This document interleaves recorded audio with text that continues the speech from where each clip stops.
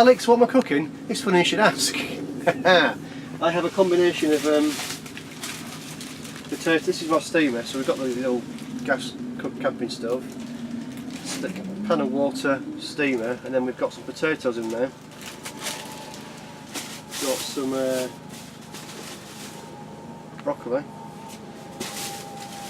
some cauliflower, and some Brussels sprouts. And I'm just about to add in some chicken, so I'm just going to chop this up. In the bag. A chopping board. So obviously careful with chicken, you need to wash everything afterwards because obviously it's it may contain some harmful bacteria. So any raw chicken or raw meat you ever cook, little tip for you there, boys.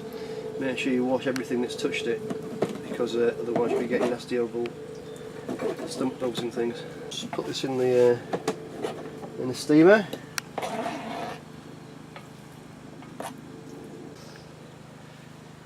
And then put that on there, give it say 15 minutes and maybe even shorter than that, and we're all done. So off to go and wash this up.